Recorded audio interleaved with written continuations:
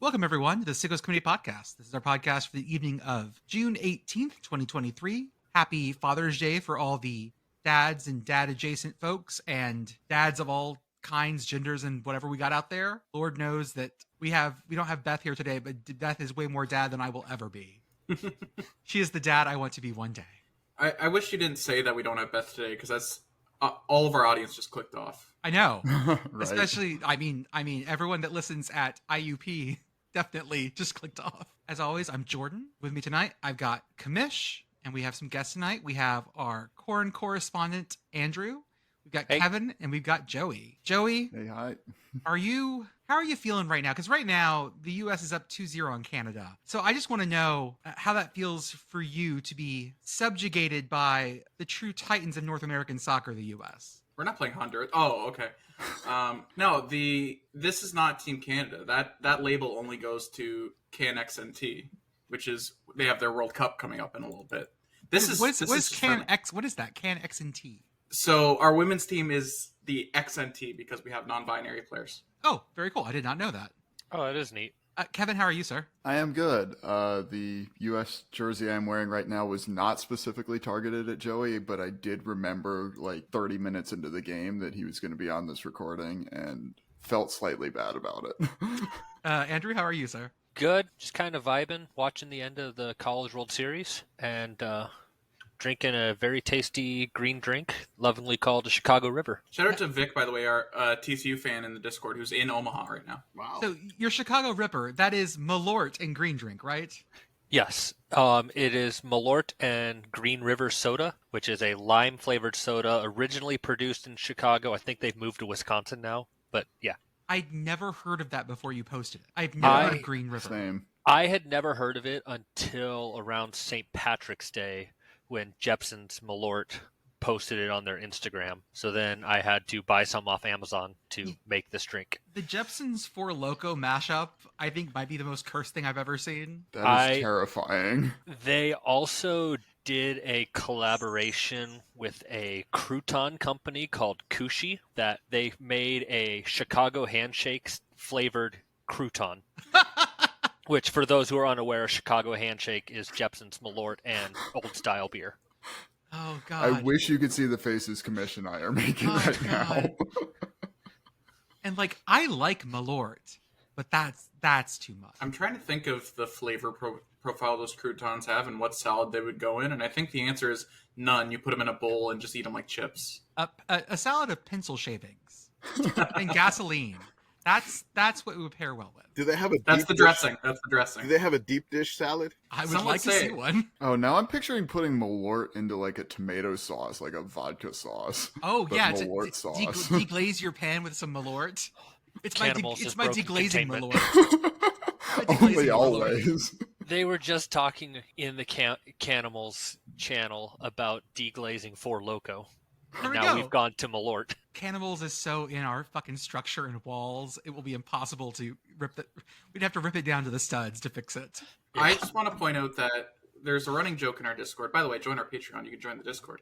That Canimals, which is the channel for cans and animals, infiltrates every single channel in the Discord, and now it's infiltrated the podcast. So These Canimals cannot be leashed up. Just running loose. Don't fence me in. Kamish, how are you? What are you drinking tonight?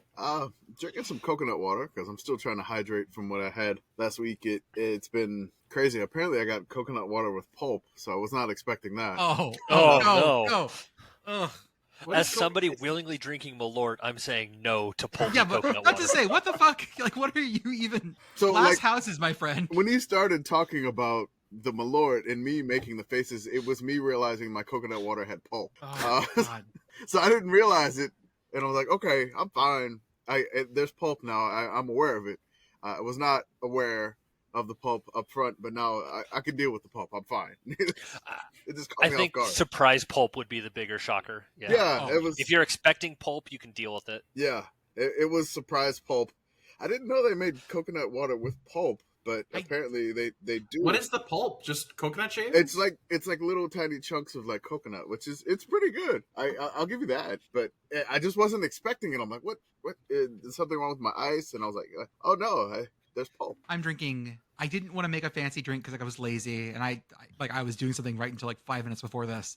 So I made Jack Daniels and Dr. Pepper Zero, which I think is the most middle-aged drink I could possibly make. Middle-aged North Texas specifically. My grandpa was a huge rum and coke drinker. He drank what they call Cuba Libre, which is rum, coke, and lime. Oh yeah. And when I was little, he taught me how many fingers of rum to pour. So when I was little, it was 4 fingers because my fingers were smaller. But yeah, I still have. And then as you grew up, you kept pouring 4 fingers. And Grandpa was so happy. Grandpa would sit down and watch Lawrence Welk on PBS on like Saturday nights and just drink like pound rum and cokes. So I wanted to ask you guys about something. I went to brunch this morning because it's Father's Day and I like brunch. So we did brunch, took the kid. It was wonderful. There's a Father's Day brunch? If there is, if you go to the right places. Okay. And I thought that was a Mother's Day thing, but okay. No, I'm not ashamed. I wanted to ask you guys about this. When you do brunch foods, are you a sweet or a savory bruncher? Because there have been plenty of times when I tend to go sweet, my wife tends to go savory, and they will always flip our dishes. They will always bring me the savory dish and hand her the sweet dish. This happens with our drinks also, because she tends to drink. Because manly men don't eat sweets, obviously. Right? But if so, for drinks though, I tend to drink things that are very gin based for brunch. I like corpse revivers and whatnot, and my wife will drink bourbon and whiskey drinks like a Winchester 85 or whatever. And so once again, they flip drinks on us. And I just ask, gentlemen, oh my God, we have an all male podcast, which for us is rare and unique here. Right. On Father's Day. I know. That's why. Are you guys savory or sweet brunch people? Growing up, actually, we always did I'm an experienced bruncher because we always did brunch with my family, but not the bougie brunch. We went to the truck stop. Yeah. Just outside of town to brunch. But I never do any sort of lunch food at brunch. I always just do breakfast food because it's a brunch buffet. So I would always just do bacon, sausage, eggs, hash browns. Okay, so more of a savory. Okay. Yeah. I am also a savory person, usually like a breakfast burrito or biscuits and gravy or something like that. Or really my ideal brunch food is an Eggs Benedict. Yeah. Because I am terrible at poaching eggs at home, so I just let a professional do that. If I'm getting something sweet, it'll be bottomless mimosas, but I prefer bottomless Bloody Marys. This is my one thing. I don't do Bloody Marys, and I don't do Bloody Caesars because clam juice is gross and Canadian. And we're an anti-Canadian podcast. I think we've established this at this point. We're anti-Canadian. Not a lot on this podcast gives me pause, but that actually caught me off guard there. Do et cero? No. Close. No, not okay. De a zero. In case you want to clown me later. I think he was going more Acadian. I was trying to. Okay. Duke at zero. Duke at zero. Kevin, how are you for brunch, sir? Dough. Pretty flexible. I had actually had Eggs Benedict this morning because I was running a summer camp all last week and I needed real food and I didn't have any at home. Was very tired of eating eggs that had come out of a bag. But I'll do savory, I'll do sweet if it's like waffles or crepes or something like that. But I think I lean more savory. Commish? I tend to avoid brunch at all costs. I was a server, and I used to have to do something every Sunday when I used to be the bartender, like waiter at a country club, and there was always this giant Sunday brunch buffet, and I had to work this shit every time. And so now I'm in normal life. I will stay the fuck away from brunch. Don't get me wrong. I like mimosas. Don't get me wrong. I'll do that. Like you're going to have to get some effort to get me out to a brunch. It's almost like server flashbacks where, you've worked it for many years, many weekends, waking up hungover and then having to deal with extremely picky people on the Sunday brunch buffet. Just not ideal. I would like to start with talking about San Diego State. San Diego State they're on another level of thinking right now.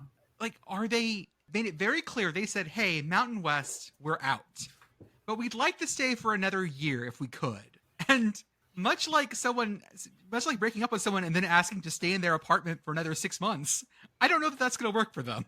Like, why would Mountain West let them stick around for this? It's not even like they said publicly, like, hey, we're looking to leave, which, that's uncomfortable, but that's not, like, going to screw you, other than give you bad looks at the yearly meeting. What they did was sign a binding letter saying they were leaving and then politely ask for an extension, which The Mountain West does not have to give. This is real Brexit. This feels real Brexit to me. This is Dexit. So do we know where they're trying to go yet? Because the Pac-12 has said that it wasn't them. Remember, I don't know if I'm completely off base here, but remember months ago where a San Diego newspaper did a thing where it was like, SDSU is getting looks from power conferences, and their Chiron, which we made fun of, says, we don't know if it's the Pac-12 or the SEC. And we all made fun of that. The SEC taking San Diego State, that's almost as good as the old Big East. People were throwing up a lot of the old like Big East graphics for this, which is amazing. Back when Boise State and San Diego State and TCU were all going to be in the Big East together. Oh, because yeah. Because it was an AQ conference for BCS. It was totally With the going to work. Big 12's expansion into Mexico, could they possibly, or I guess not expansion into Mexico, but with the Big 12 scheduling games to be played in Mexico, I mean, San Diego's right there across the border from Tijuana Tijuana. State University. Hey, no, Monterey Tech, man, they've got a real good program. Monterey, we'll bring Ducky on at some point. You said expansion into Mexico, and Ducky started getting real excited. Of course, there. yeah. Monterey Tech is a powerhouse. Let me tell you. Ducky's spidey senses just started Oh, yeah. tingling, and he doesn't know why. If our listeners don't know, there is a robust college football culture in Mexico as well. They have lots of teams that play, and there's a league and everything else. So this is a real thing. And Monterey Tech was a school that, like, they're not their college team, but like their high school prep team used to come play in Texas. Like some of our little high schools would schedule them. I'm not sure. People were saying, oh, San Diego State to the Big 12. I don't even know anymore. That kind of fits with that weird conference, the commissioner, his wanting to expand basketball, because San Diego State just made the national championship game. Yeah. And according to their Big 12 rap, they don't take a night off. So definitely they want to add Gonzaga, San Diego State. What's the other school they're trying to talk UConn into this? Oh yeah. After UConn spent so fucking long being like, I hate these people I'm with. Yeah. Just let me come back to you. Let me come back to you. And then like UConn's like, okay, I'm good. I just won a national championship. Let's join the Big 12 in everything. Like UConn, Big 12. Yeah, sure. Uh-huh. Like West Virginia versus UConn is a Big 12 conference game. I hate this time of year so much because it's just this shit. Well, I mean, we don't usually have what San Diego State is doing. Like, this is No. uncharted territory.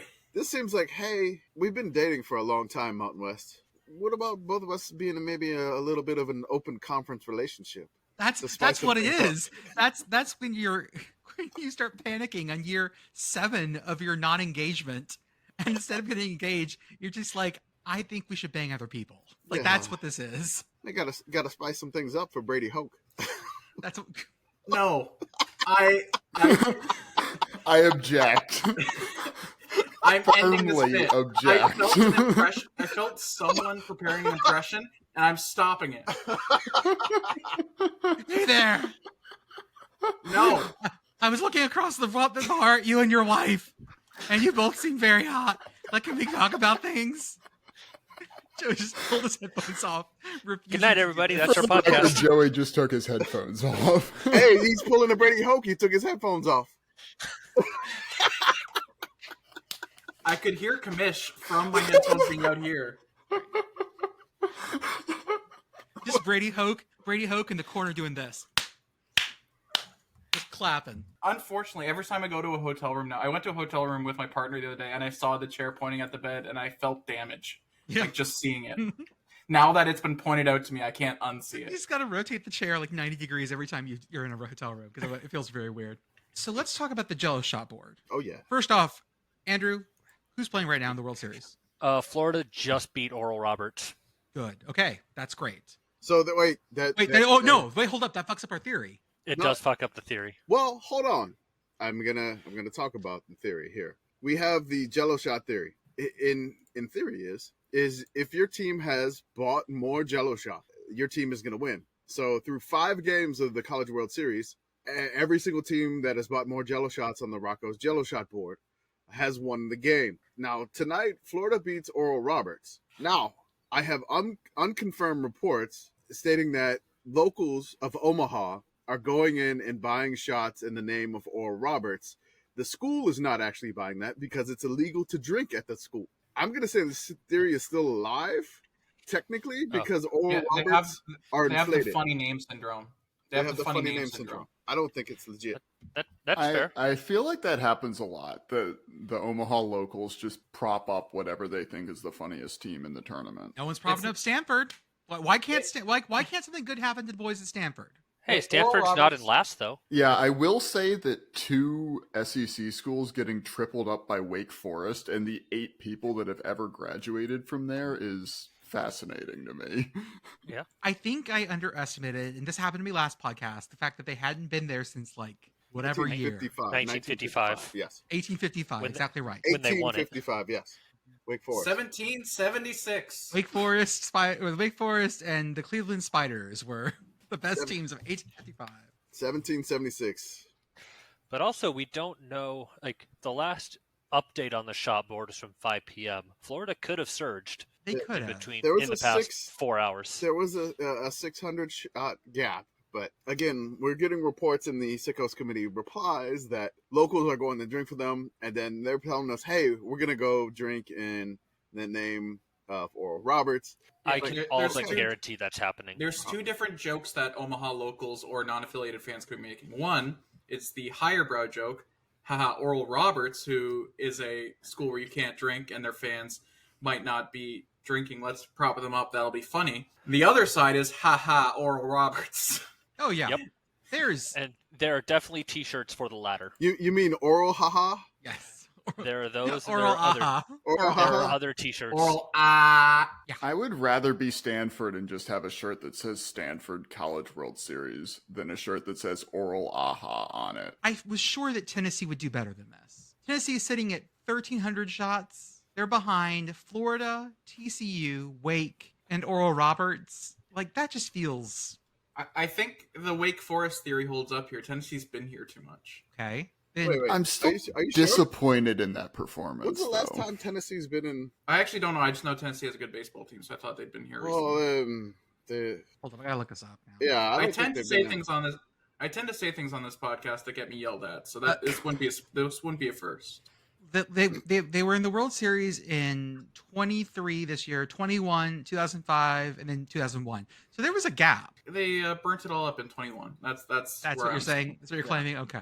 Did I talk about the gel? I talked about last time the gel shot machines, right? Apparently they're working very well. Like they are just pumping out Jello shots at a clip, and I am so happy that these things exist. This is what Theranos should have been.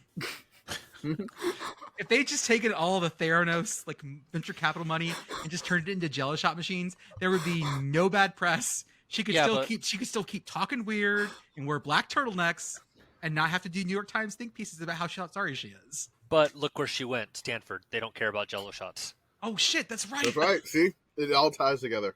Like if she would have been an Ole Miss grad, Oh. she would have been right on that. Apparently, what's the Theranos voice again? It's like you got to drop your voice real low and you got to sound really confident. You know, I think the best thing for the future of this company is to really look at what they're doing in Omaha and bring that to the global market. How about this white wine spritzer challenge at the Kentucky Derby? Have we considered this? There's no point in white wine spritzers because UVA is already knocked out. the best part about this is that those machines are at least like the company that makes those machines is in Murfreesboro, Tennessee, which feels so fucking correct. I hope it's like 2 Mitsu alums that made this because Mitsu alums taking tech and turning it into a Jello shot machine Yeah. using like a combination of the K cup system because they use little pods and I assume made it out of like I don't know vape juice. It just feels very correct. Vape juice Jello shots. Is that what we're talking Ooh, about? yeah, now? I guess so. And I shared in the Discord yesterday, I think it was, like if you go to the company's website, you can buy Jello shots online for your school of choice. There we go. Like, and they say it counts for the College World Series board. I don't know. This, So we can definitely pump some numbers up. someone calculated that they've already not profit, but just like they've taken in at least $100,000 in Jello shots. Oh yeah, I did it earlier today and it was over 105,000 Wow. That's brilliant. at $5 a pop. Oh, yeah. I'm just gonna have to say that I was wrong about LSU. Yeah, you were. I'm sorry I downed the Tigers. 18,777 Jello shots. I knew you hated Ole Miss. I knew you hated Ole Miss. I knew that. But them not being back to Omaha since like what 2016. Is the Yeah. last time LSU made it, and the last time they won it was in 2009. Yeah, it's been a long time coming for LSU, and Mississippi State set the record. Ole Miss beat that record, and then Ole Miss sent it out there. If LSU keeps going, I want to see how far they can get this out here, because they're like 3 hours ago as we're recording, which is about 9:30 Central Time on Sunday night. They were at 10,474, and they've only played one game. Jesus. The record is 18,777. They're within almost 8,000 shots of the record, and they've only played one game. We are going to have to call them Jello. EAUX. I know, it's like Jello shots, and then they Gomaha. That was the only shirt that worked. Yeah, of course. Go. What was the TCU one again? Oma Frogs. Oma Frogs. Like, what the fuck? Yeah. Oma Oh, Geeks. God damn it! The first I typed in Jello EAUX shot into Google, and the first response is our fucking tweet. Hey, that means we own have it. mastered SEO. God damn it! TM. I like how like the autocorrect always hits me on the tweet. It does like the official like Brant Jello. It's like I'm trying to not do that. What the hell, autocorrect? So, is there anything we really want to talk about in terms of the SEC schedule reveal, except that they had this whole pageantry on it? The only funny thing was that we had this whole pageantry about it just to get, a schedule, and everyone claiming that they have the hardest schedule on earth. I mean, it's not even a schedule. It's it's not a list of schedule. opponents. It's just opponents. Well, that's right. Yeah, you it's still not don't even know a when schedule. they're playing. We do know that this is going to be Georgia, Alabama in the regular season. And we know that, I think that, what was it? Someone's going to, Texas is going to Texas A&M before a lot of other SEC members have gone to Texas A&M. Yeah. Because of like their weird scheduling issues they had And before. Texas is going to play Georgia, and A&M has only played Georgia once That's what it in is. the X amount of years they've been in the SEC. Florida and Auburn still aren't playing. No, they never play each other. The Ole Miss What a Vandy normal game. conference. The Ole Miss Vandy game has been, I'm really at a loss for words. The 8th Sunday in October. That's right. Famously known as. I just really wish they'd gone the Big Ten route and just said, like, hey, Missouri, you have no rivals anymore. Unchallenged Missouri Tigers. Unrivaled Vanderbilt Commodores. I do really enjoy the looming specter of 3 or 4 teams that could go undefeated in conference if things fall right. That's something that we will have to come to terms with in this, because It has to, the same way the BCS died because someone was overcorrecting, and the same way the college football playoff is a selection committee because someone overcorrected. This is going to lead to interconference playoffs. right? Oh, I like this. Like the 0.5 in a 0.5 spot. This is very FIFA. I like this. The third ranked team from the SEC plays the second ranked team from the Pac-12. By the way, Rocco's just put out an update, and Ole Miss is still ahead in shots, whether or not they're inflated. What's LSU's? LSU is just shy of 12,000. Jesus Christ. They are 52 shy. Oh my God. We also just got this today. I'll drop this in the Discord. Hey, did I hear something, or did you call Oral Roberts Ole Miss? Oh, I might have. I meant That's fine. That's fine. I wasn't trying to dunk on you. I was like, what? I heard genuinely it, thought but I was- just assumed it was like they were shy of Ole Miss's pace. That's what I thought. Didn't really make No. sense either, but Yeah, that was my mistake. My bad. No, it's true now. Ole Miss is in the College World Series. I dropped it in the Discord. Someone dropped this picture to us today of Tulsa. We had some really bad storms in Tulsa and through all the Midwest go through. And they were bad enough that they bent the fucking goalpost at Tulsa. Not just bent it they slightly. twisted it. They twisted it. I didn't know that kind of metal could do that. Me neither. That's that's completely shorn off. And this is how we learned that we had 2 metals fatigue experts in the committee. Oh, that's right. I love that we have people that know such wonderful random things. We'll also, by the way, be talking about the Tulsa Golden Hurricanes later on tonight. Yeah, we will. Everyone get excited about 82 Tulsa. That's right. I hope everyone did well. We did not get the DVD-sized hail in my neck of the woods, but some spots out west of us had hail that was definitely DVD-sized, and that shit is scary. That is. There are very few weather things that scare me, but big-ass tornadoes and hail larger than my fist. You guys get hail in Canada? Is that a thing? Yeah, it's cold and it comes from the sky, so we get it. We actually, funny thing, we got hail the day before you guys did. Okay. Not very big hail, but hail nonetheless. And I was dog sitting my dad's 3 very rowdy dogs, and they just decided it was my fault and started kicking my ass. It was not There fun. we go. One of the things we wanted to do tonight, because we missed Flag Day, And we got into a fight online. with who posted it? Was it Chris Golick? Vanini. It was Vanini. Okay. That's right.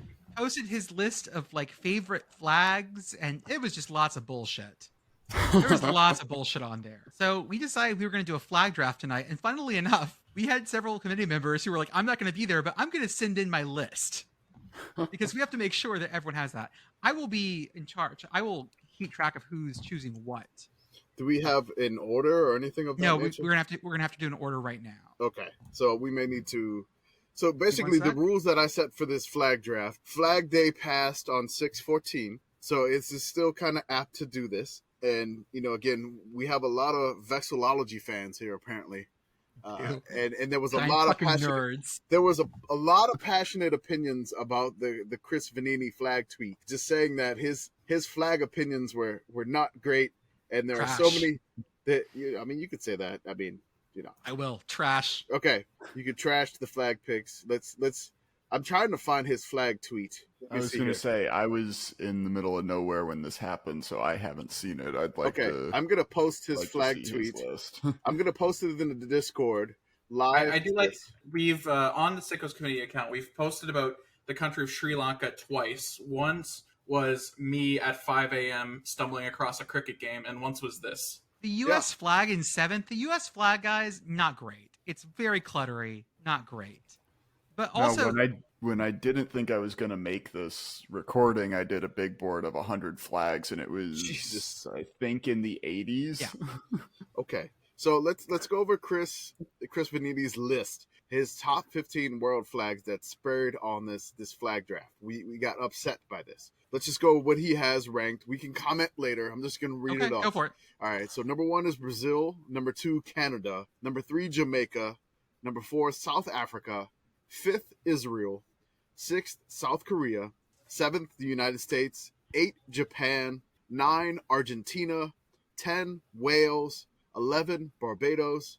12, Albania. 13, Greece. 14, Trinidad and Tobago. Oh, I'm sorry, Tobago. I apologize. And then 15 is Switzerland. So much wrong there. The order. One is of weird. those is in my top 30. I have 3 in my top 20. Okay. So this draft, we have some rules here. We're going to do a snake draft. We're going to do the top 5. Basically, each of us are going to get 5 picks. On the Wikipedia page, there's the Wikipedia page. It says Gallery of Sovereign State Flags, which is basically that's what we're going off of. If the flag is on this page, you can use it. And I so definitely tried. So I definitely tried a couple of bullshitty things. Yeah. Where I was like, "Do you mean states or nations?" Yeah. Okay. like So trying to pull some bullshit here. I will say in when I did this with my friends, we were sticking to just countries, but it was an unspoken rule. And then in the last round, one of them threw out the pride flag, and I was like, "Oh, you made us all look bad." That went to the last round. So it's got to be on this thing. We're not picking. It's got to be a sovereign nation. We will, if this goes well and we get some good feedback on this, we're gonna do a graphic with all of our picks and everything like this. Jordan, the corn correspondent, Andrew, Joey, Kevin, and then we have Pit Girl who has submitted her list. So we have. You're picking 2, correct? I guess I'll do her. I'm picking myself too. Yes. Okay. So like I'll be picking flags myself. So I have some interesting ones, and this is kind of a very vibesy based list for me. So I'm not really, if we can, let's just like try to put the politics of the nation aside. Right. We're not like thank you for saying that, because I have one on my list that's gonna get me yelled at. we're not condoning their behavior in the world. We're talking flags, baby. Just the flags. Just the design of the flags. We're not talking about their history, if they've had crazy stuff in the past or whatever. It's just straight flags, homie. So we have the order. Our order is going to be Andrew, then me, then Kevin, Joey, Pit Girl, and Commish. You pick last in the first round. Okay. Hey. So I will do Pit Girl's list. I'll play as Pit Girl too. So she's right in front of me, right, in the first round, and then we're gonna snake back around. Okay. Yep. Mm-hmm. Perfect. Let's see if I get any of my picks here. Picking Andrew. 6th. You're up first, sir. All right. Oh man, so many choices are available. So many choices. I think for mine, I'm gonna take what is possibly the most unique flag on the board. Son of a bitch. You son of a bitch. Don't do this. I am claiming Nepal. Son of a bitch. Son of a bitch. Jordan, I know you had a Nepal rant ready. Do you want to say it anyway? I know. I love Nepal. It's the best flag ever. It's the flag is like 2 pennants. It's beautiful. It is the Constitution has the mathematical way to build the flag based on bisecting lines. It's great. Son of a bitch. You got to take the obvious number 1 pick. You have to. It's, again, it's likely the number 1 pick. Vanini did not even have it on his top 15. Take that, Vanini. I mean, you could have called me up and proposed a trade, but I know it's fine. It's fine. I'm gonna go with my first pick. I'm gonna go with a nearby neighbor to Nepal. I'm gonna go with Bhutan. Oh, damn it! With the orange and yellow and the white dragon on it, makes a statement. Because I can't choose Wales, I'm gonna go with Bhutan because I want a dragon on my flag. That was number 1 on my board. Yeah, it's great. It's not number 1, but it's pretty high for me. my problem with Bhutan is like one of my criteria is how easy is it to draw, and I am not drawing that dragon. But it's got orbs in its hands, its talons. God, That makes it harder to draw. It does make it harder to draw. Unique color scheme. Bisecting line goes the opposite direction of most of them. It has a dragon on it. Like, What more do you want?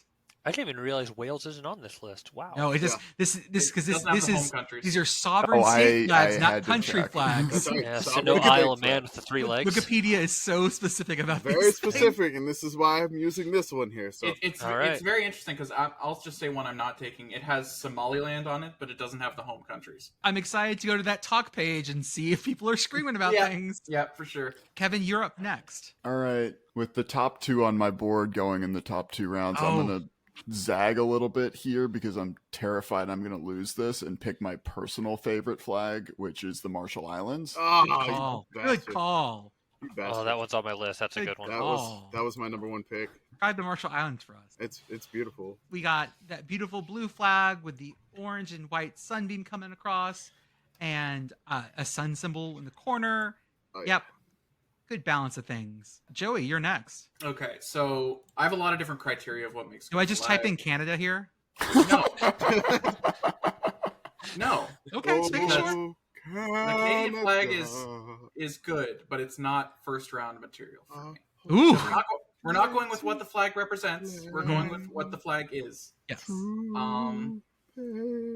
I like a flag that has a unique color and it stands on its own. The Canadian flag's good for this, but some flags like it's a nice looking thing, but it doesn't stand for anything. Okay. Like a flag, how it looks is how a flag looks good is different from how most things look good. It's got to stand.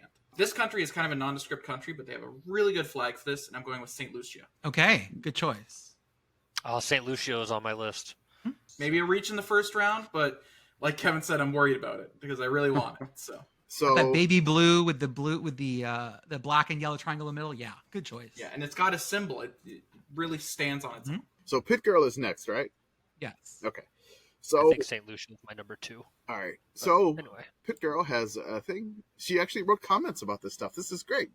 Beautiful. All right. So she's picking this one, and she says she might be overdrafting this one, but damn if this flag doesn't slap. Clean, but still inventive. Okay. Seychelles almost said gay rights. Ooh, Seychelles. Seychelles are a good choice. Seychelles? That was very much in my top 5. It is. It is basically a from the corner, almost pride flag-ish, but with all the colors going as like rays of the sun. It's great. Okay, and Commish, now's your turn. Now's your choice. I mean, it's still here. I'm taking it. Sri Lanka off the board. Yeah, there you Very go. good pick. I mean, you got a lion with a sword. I don't care if it's not symmetrical or whatever. Give me a lion with a sword on a flag. I gotcha. Yeah. And you got a little green there too. That's my favorite color. So, and then I get a sandwich pick, right? You get a sandwich pick. Mhm. Yep. All right. So I lost the Marshall Islands. I was upset about that. That was the number 1 off my board. Sri Lanka, number 2 on my board there. So I'm actually torn between two here, and I'm not sure who I get to pick because it's going to be a long way until I get this back. Oh, that's kind of. This is a tough one.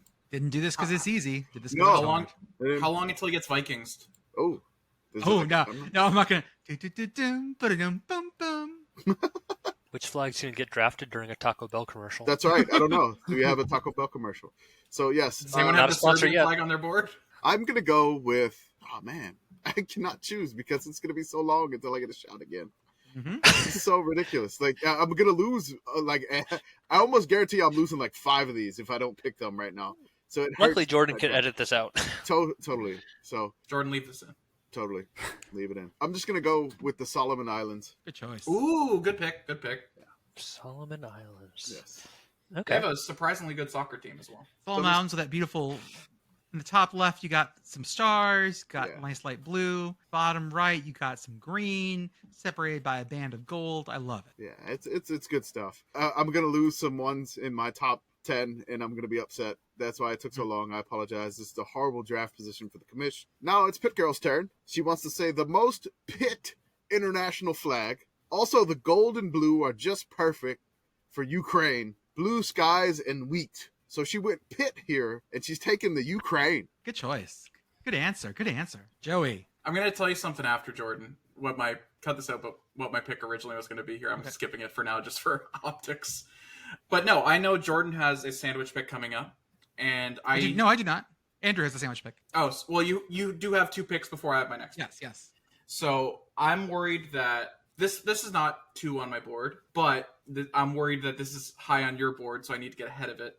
I'm going to go with the most serene Republic of San Marino. Yeah, that was really high on my board. The Serene Republic, that beautiful blue and white. Also, as far as crests go, I'm not a huge fan of flags with crests, but San Marino's is really pretty. Has the three towers. Yep. Mm-hmm. Most Serene Republic. Hey, Kevin, you got Marshall Islands in round 1. I'm gonna stay in the South Pacific and go Kiribati here. Okay. It's Kiribati, by the way. It's what? It's weird. It's pronounced Kiribati. Okay. That was I've never heard that said. That is pretty Right. flag. There's no reason you would ever. man, that was again. That was the one. I'm just. I'm just between sniping commish here. Yeah, I'm just like I'm gonna lose. I got the just couldn't- waves, the sun, the bird on it. Yeah, it's Yeah, really good. Kiribati was good. absolutely high on my board too. It's a very, very good flag. So now I'm here. The time traveling country, by the way. If you don't know that story, that's Yeah, what Kiribati is called. Time traveling country. they skipped December 30th one year, or December 31st one year to get the next year faster, and they jumped Dateline by a day. That's why the date line goes like this, because Kiribati switched sides. I've got my second choice, and I have my second one picked, but then again, I'm starting to think that I may be going for more of a vibes-based thing than I thought I was. I'm gonna go with Papua New Guinea. Ooh, okay. Strong. It is I hate my Has draft a very position so much. I hate very it so much.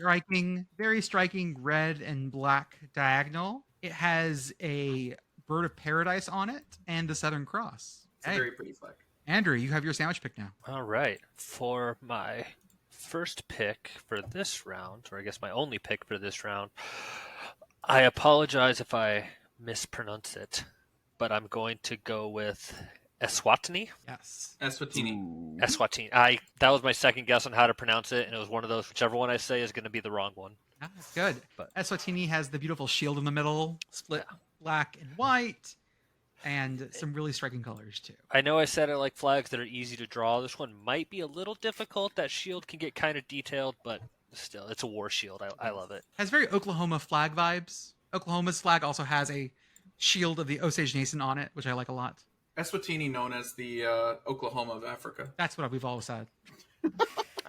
I've heard that before, yes. And then for my second pick, starting off round 3, I'm going to go with Cuba. I Good pick. I like the alternating blue and white stripes, that nice little triangle over on the left side with a star in the middle. It's a very solid, simple, but effective flag. Good call. Simple yet effective. My next one is going to be Dominica. Dominica has a cool sort of yellow, black, white cross in the middle on a green flag, but most importantly, it's got a really cool parrot in the middle. I love that Mhm. parrot. I had a feeling we would have similar boards, Jordan. Yeah, that was high on mine. The Barry U of countries. Absolutely. Which I assume country did we Jamaica's just all- refer to as the Oklahoma of Africa? That was Eswatini. Eswatini, Eswatini. sorry. Eswatini, whoops. After I said it right, I fucking destroyed it, of course. What's the sport that Barry U slaps in again? tennis? Tennis. Okay, so Very good tennis. Dominica tennis on the up and up. So I've heard. Kevin. I have one that was very high on my board that's left, and I'm second guessing taking it now, Uh-oh. but we're gonna go with it Okay. and take Brunei. Good call. Yeah, that was my Somebody- next one. Somebody's really upset. Yeah, Brunei, really solid. Got that yellow, white, and black, which is very striking. And then in the center, we have the crest of Brunei, also known as Brunei Darussalam. Joey, what you got? We've established that we're just picking flags. We're not picking the countries. So I just put North Korea here, right? Belarus. Okay. It was either going to be Okay. Belarus or North Korea. Yep. Belarus has a really, really pretty flag. I really like the pattern on the left, and the non-matching red and green Mhm. looks really pretty on it. And it ties into the country's history pretty well. It's just a really, really solid flag. It's a shame who flies it, but it's a really, really solid flag. Yeah. No, I do really like that one. What is Pit Girl's next choice? Pit Girl, the only flag that gets flipped when you're at war. Cool as fuck. The Philippines. Ooh. Very good. I did not realize it got flipped when. Did they not were know at that war. either. They flip the blue and the red on top when they're at war. Huh. I did not know that. That's so cool. Some good stuff there. Ooh, the construction of the Philippine flag has very specific, like, what each angle is. There's like there's theta math in here that I don't like doing. Hold up, no, I don't like this. Commish, sandwich pick again. Yes, sandwich pick. I'm going with a country that I was assigned their flag to draw in my 5th grade geography class. It wasn't a difficult flag to draw, but this flag has always stayed with me. So it's Vanuatu. Vanuatu. It's got some lovely red and green and gold. Just a great design. Love it. And a seashell, I believe, on the side. Oh yes, good stuff. Now, what's your other pick? So this is the hard part for me. So I'm actually going with Malawi. Hey. I'm gonna go with Malawi. I love, again, if you got some sort of green in it, I'm probably picking you because the Commish's favorite color is green, but you have Malawi, which you have red, green, and then you have like a red sun on a black top in the 3 bars. I just love it. I like it a lot. Hey, Pit Girl. Pick her back again. I don't want to take her 6th pick. I like her 7th pick better, but this is her list. Okay. It may still be there, but she has it rated 7th. So I'm sorry, she has it rated 6th, and it's still there. The colors are here. Also, the eagle. It's a little busy, but it works. Kazakhstan. Kazakhstan. Yeah. Uh huh. Very That high was on my list. mine. Oh, that was on mine too. Reason I went with St. Lucia and San Marino. Similar reason that Commish went for the green flags is that's a very nice shade of blue. Like It's that very light similar. blue. Yeah. Yeah. Very much is.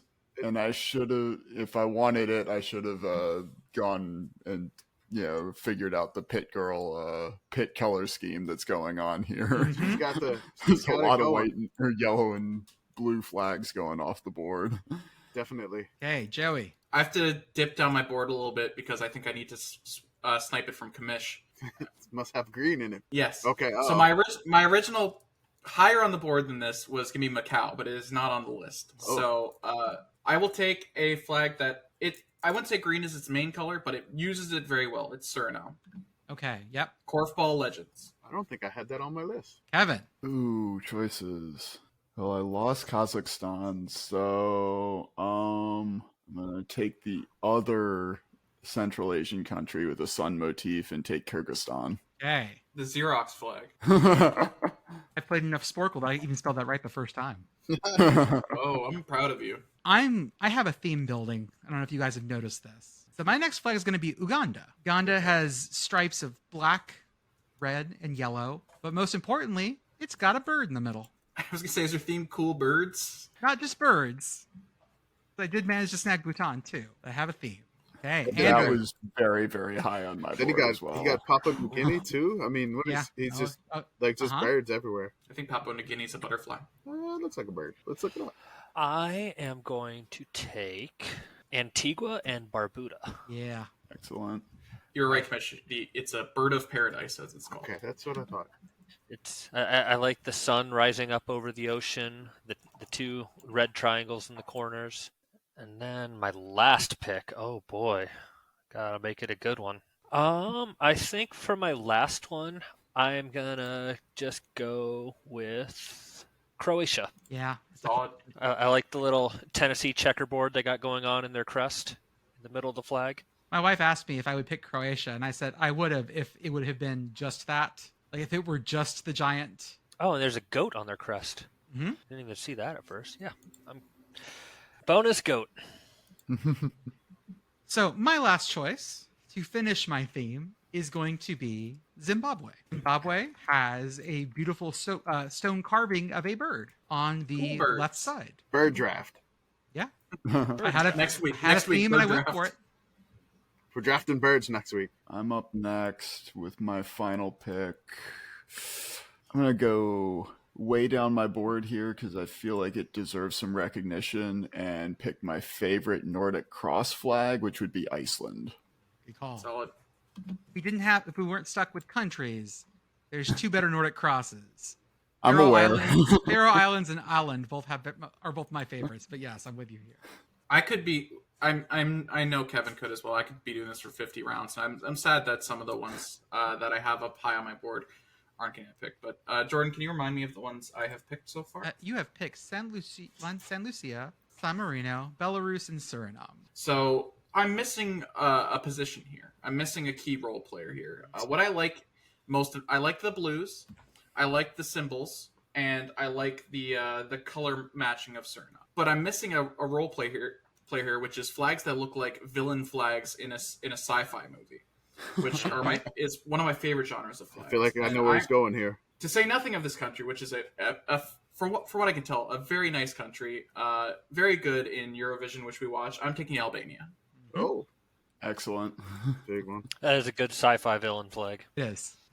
Anything with the imperial 2-headed eagle really like brings that. Also, the monochrome red and black, Mhm. very good. Okay. Is Hey. Pick Girl's turn? Yep, pick girl's turn. All right. Her 7th pick didn't get picked. There you go. She simply says, in all caps, "Fuck me up with the spears." Kenya. Yeah. Can you dig it? Kenya fuck me up with the spear. Kenya was the highest rated one left on my board. I just wanted to get some Yeah. Nordic cross representation in there. And Commish, your last pick. Mozambique. The only flag with a gun. I want a flag with a gun and a bayonet. It looks like there's a hoe on the other side. There's a star and there's a book. Give me all that, and then of course it's got some green. So, if my flag does not have green on it, which is weird because my number 1 pick was the Marshall Islands, but I didn't get that. So, all green for the commish. So that's not just a gun, by the way. That is an AK-47. That's right. Specifically an AK-47. I am Pit blowing Girl and I everybody with away. our shields, and then Commish comes in with a gun. So I started blasting. So I've got a bonus round for you guys. Oh boy. Uh-oh. I'm going to Bonus drop a round. link, and I need you guys to scroll down to the bottom. Uh-oh. You're going to pick one from this list. Bonus We round. got some Liberian County flags, folks. Okay. If you've never seen the Liberian County flags, you don't know what's these coming. are awesome. But if you know what's coming, then you know what I'm talking about here. Oh my god, yes. I thought Lofa County was a slide at All right, first. do not we a do the handle same with a order baton. because I get the last pick again? Yeah, no. Let's go full reverse here, Commish. Okay. So you get the first pick here. Oh, Your man. Liberian County flag of choice. Man, these are great. I love these. So if you don't know, all the Liberian County flags have the flag of Liberia, which is very similar to the flag of the Yeah. United States, Which is or the most Chile. common one that gets posted on fake patriotic tweets. That's the Right. flag of Liberia, not the United States flag. And so it's in the upper left corner, but in a very weird proportion. Yes. And then the rest of them, because these flags were made of like textiles and things like that, they look very different in person. But when you digitize them, they look just like chaotic mess. Extremely Microsoft Paint. Yes. Right. Big time. I am gonna draft the flag of Gran Jetta County. Good Ah, call. The Good call. one I'm going with, of course, it's got some green. And then there's a little blue and there's a little sun. So, if you got some stars or some sun and green, the commission loves your flag. I think I have to draft for Pit Girl. Yes, you do. Okay. So Pitt's not here, right? But the closest thing to Pitt is the flag of Maryland County. So she's Yeah, going to get the and flag. right of I Maryland was County. afraid of that. That's it. Right Yeah. colors It's got- too. It's got yellow. It's got blue. I There's need a you guys to- lighthouse I too. need you to click in on the lighthouse though. Yes. To It see how has it's a drawn. hovering obelisk. Yes. This is amazing. So she gets this flag, and she'll probably be mad at me, but I don't think so. I don't think you so. chose I think 100% she'll be right okay for here. her. So this is Hey, Joey. My board of one has been blown up. board of one. Now you see So- how I feel drafting last. Notice also that for River G County, the Liberian flag is actually of a different size. Yeah, that's weird. And then for Grand Cape Mount County, the flag is actually not in the corner. Yeah, I think I need to counter bit here because the bit, as you mentioned, is that digitize the flags look wild. There's one that doesn't, and I think that's just among all of those. That's almost funnier. Give me Sino County. Okay, Sino County is the St. George Cross, but in green. That one's for you, Commish. That's right. Hey, Shout out to the green. Wow, I didn't realize I was wearing a green shirt and I have green headphones. Green on. headphones. Wow, is this green too? Evan. Kind of. You should have been drinking the Chicago River. I'm gonna value uniqueness here, and Commish has been drafting green flags because green is his favorite color. Yes. My favorite color is purple, and one of these No! flags has a particularly Oh. glaring shade of purple That on it. does. So I am gonna take the flag of Bomi County. Not just Curse my going and last. then so 5 trees that are best described as I'm not sure what. Mushrooms. 5 trees that are best described as there. You got to put this on the graphic too. Just I'm going like to. okay, perfect. Like, For it sig is point too. bonus round. I'm gonna throw in At the for, end. Come for on. my choice. If you guys will click on the Lofa County flag, Mhm. that's a gradient. Ooh. That's a gradient on a flag, a brown gradient on a flag. So for the absolute just insanity of putting a gradient on a flag, I'm taking Lofa County. I I- wanted to take that one before I zoomed in because I thought it was a slide going across the river. Nope. I thought it was a weird bridge, but I did not zoom in. And what is this, man? Oh my god! It's so good, and I don't understand it at all. Everybody, I know one person has been really excited for the no context images for the podcast, and it seems like he's utterly confused at the moment. So welcome for joining the Sickos Committee Patreon. Join the Patreon, join the Discord. You get random no context images from this podcast, and then when you listen to it 2 days later, you're like, oh, that kind of makes sense, I guess.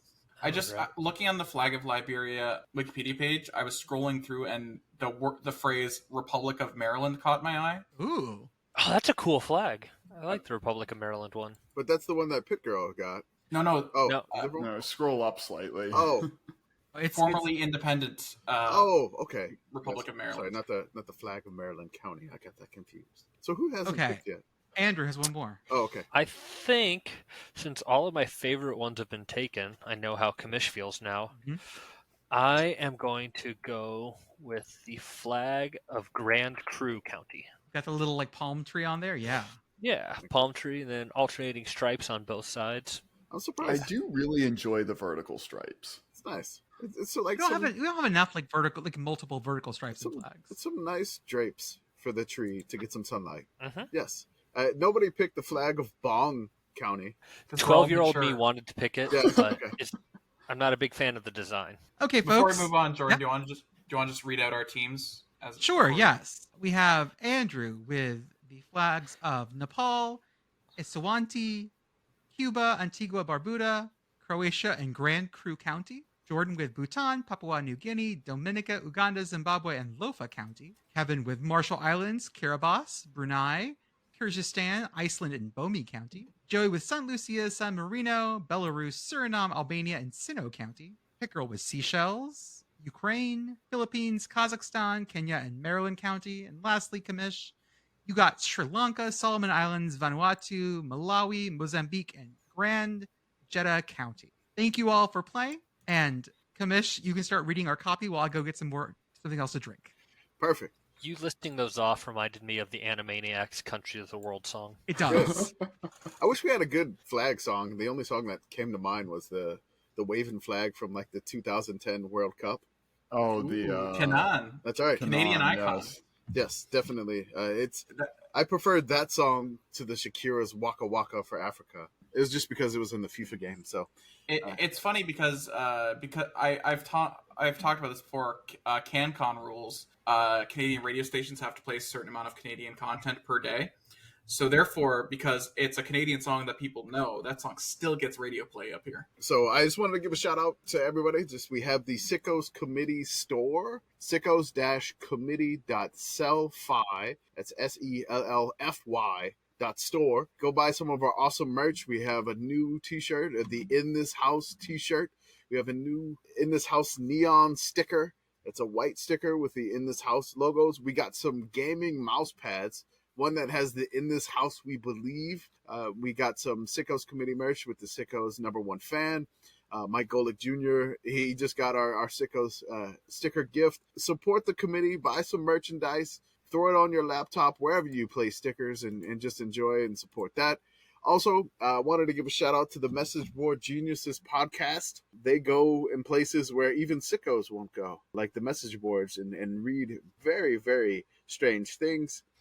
This episode was about the SEC schedule drop, Georgia fans melting down about their 2024 schedule, a Tennessee fans persecution complex, Oregon's brand name recognition, Mississippi State fans fear of tall people, and of course, every week they have their message board genius of the week that they nominate. So check them out. Also, I want to give a shout out to our Sickos Substack, Sickos Committee Substack. We're doing some exploration of teams that have never played each other before. We have a doozy for you coming up, which this is going to post. A team that has never played each other: South Carolina, the Gamecocks versus the Oregon State Beavers. So, are you going to include the graphic I sent you? The graphic there is in the Substack, but I didn't put the flag behind that. I just left it blank. That's coming out on Monday, so when you get this on Tuesday, if you want to check it out, it's free to subscribe for the Sickos Committee Substack. It's a lot of fun. We just kind of hypothetically preview these matchups. And do we really need this matchup, or is the allure of South Carolina versus Oregon State just because of the Cox versus Beavers thing something that we just want to hang on, because then once it happens, it just goes away. Will never be as good. It'll never be as good. Also, one final thing, but I'm going through all the ads while Jordan was outside. We are a part of the Home Field Apparel affiliate program. Our code is yes, ha ha ha, yes. 3 ha's. 3 ha's in the middle. It is for 15% off of your first order. So if you're a first-time customer of Home Field Apparel, they just dropped Kansas State, which they had a beautiful lavender shirt. They just dropped Texas A&M, a refresh of them, along with Oklahoma State, where they had a Pistol Pete orange power shirt. It looks so good. And it just, the orange, just overpowering, just amazing. Go check it out, Home Field Apparel. If you've never purchased it before, the shirts are extremely soft. If you're not in Texas and under 115-degree heat wave, they have some awesome hoodies and some joggers, long sleeve shirts, which I probably won't buy until November because I live in the hell of South Texas. Promo code is yes, ha ha ha ha, yes. 3 ha's. 3 ha's, that's right. I have now officially hit enough home field shirts that when I go on like longest trips, I can wear them the whole time. And so for this last Christmas, I did a full 7 days in California wearing nothing but home field, really confusing my in-laws. It was great. Okay, so the U.S. and Canadian game is final now. Can we call it Dos Zero? Dos zero. We don't speak that language up here, in case you're wondering. I'll learn how to say. You gotta say it in Honduran. I'm gonna learn how to say 2-0 in Inuktitut. Yeah, I couldn't figure out what the language is called. Yes. So we're gonna go on now to one of our favorite things, where we get to hear story time from Commish. We have the best season of all time for teams who are below 500 all time. Bosatwa at 500 at part 25 of 39. Who do we have tonight? Tonight, it's the New Mexico Lobos. Shout out to Louis Lobo, who follows us on Twitter. Yeah, Louis Lobo, the mascot, follows us on Twitter. Oski doesn't follow us. No, doesn't. Maybe one day. But someone said you can't spell sicko without Oski, and I about lost my shit. No, but Lobo, he basically just he sent a link. So thank you so much for sending the link. We definitely do appreciate that. We got some information because New Mexico, unfortunately, it was very difficult to find some stuff on New Mexico's history. There was a weird gap that this team fit into. that we picked. It's very strange, but a weird gap here. But I want to give a shout out to some New Mexico Lobo teams of old. Shout out to the 1927 team, their only undefeated team. They were 8-0-1. If you want to look at that team and see who they played, you'll probably see why I didn't pick them, because they're really, I don't recognize many of those people on that team. Okay, hold up. Here we go. Go ahead. We got New Mexico Mines. Yeah. That still exists. Yes. Montezuma College, Mm-hmm. which possible Big 12 expansion. which is now which was a castle. Okay, this can't be right. Yeah. New Mexico Military, which still exists. Yes. Texas Mines, which is UTEP. played at El Paso High School Stadium, beautiful stadium. That's right. They played Arizona, Mm-hmm. Arizona State Flagstaff, which is Northern Arizona now. Mm-hmm. Northern New Mexico A&M, so that's New Mexico State. New Mexico State, yes. Western Colorado, they still exist, and New Mexico Highlands. Mm-hmm. Okay, they are a D2 school. They Yeah. played them in Las Vegas, New Mexico. That's right. It's right off of, I think it's Interstate 25. There's like Sure. absolutely nothing there.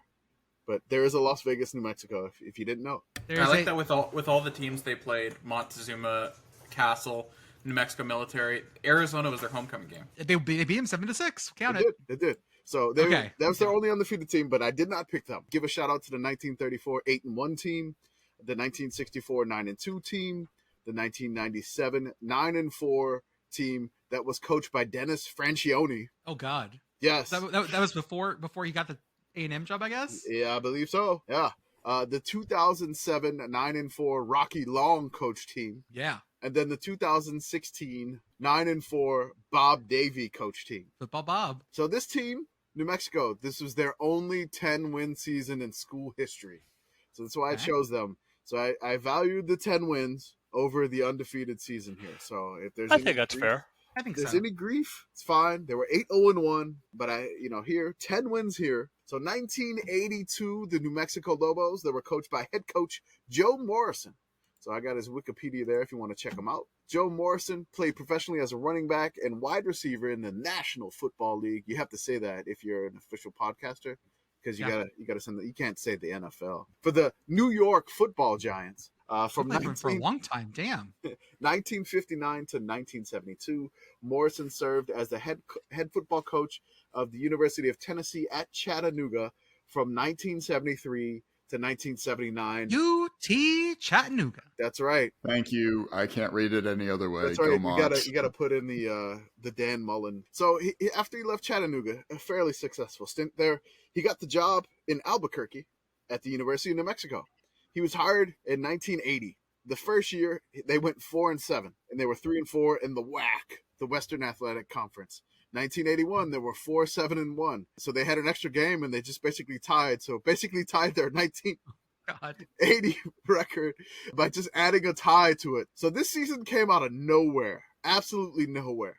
They were 4-7-1 and 4-7 back-to-back years. So this season was just basically lightning in the bottle for the Lobos. 1982 Lobos, they were led by quarterback David Osborne, their leader like Super Dave Osborne? Like Super Dave Osborne, you could say that. Also, the leading rusher was Mike D. Carter.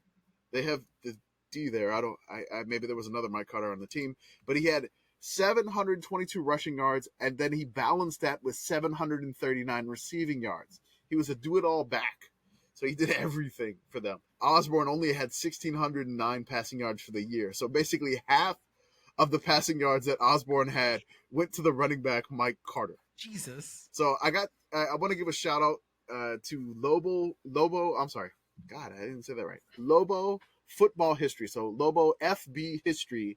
There's some videos that I found on Twitter.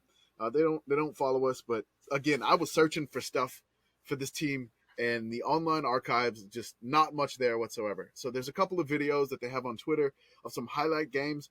I believe this is the one that they played against Air Force, which Air Force will become a nemesis later in the year. I'll tell you why a little bit later. So I want to shout out him or that account for the pictures, because really I would not have had anything of the actual football players that year if it wasn't for this Twitter account. After their first game, they start the season. They go to Wyoming, and they beat Wyoming 41-20. Ooh. The sports editor of the Albuquerque paper which I can't remember the name of the Albuquerque paper. I think it's the Journal. So the headline after the game, it says, New Mexico finally possesses an offense. Jesus. It says, Laramie, Wyoming. The game of football is certainly a lot of fun when your team has an offense. And the New Mexico Lobos had fun here Saturday afternoon. The Lobos were supposed to be a team trying a new offense with a quarterback who could not do the job in the most favorable poll. University of New Mexico was picked to finish third in the Western Athletic Conference, and the offense was the reason. Guess again, oh ye of little faith. The Lobos actually scored 41 points here in a 41-20 victory. That's as many as some people expected University of New Mexico to score all season. Oh, wow. The offense played almost as well as the defense, and that's saying something with the outstanding Lobos play. So this is Dennis Lada, and he's the sports editor. He is the most fucking 80s looking sports editor I have ever seen. Oh, yeah. That mustache, holy shit. That is an Anchorman ass mustache. Yeah. That's Uncle Rico. Hey, I was gonna say it is. I was gonna say he's either a '70s sports editor or he's a goalie in the '70s. That's it. Yeah, I mean, he does have that look that you could see him, playing for the Winnipeg Jets or the Calgary Flames. So he's going to pop up throughout this because he was the sports editor of the Albuquerque Journal. So the next game that New Mexico has, they're going back home to University Stadium, and they're going to be playing the Texas Tech Red Raiders. So there was a little hype for this game. And so it says, excitement, you can feel it. There are, as the old saying goes, plenty of good seats available. Well, maybe not plenty, but if you want to see New Mexico and Texas Tech Saturday night, they'll probably take your money and let you walk through the gate. Just mentioning such a thing, home opener or not, represents a mini change in the fortunes of Lobo football. One person was interviewed, the athletic director, John Bridges here. It says, I'm always pessimistic until I see people with tickets in their hands.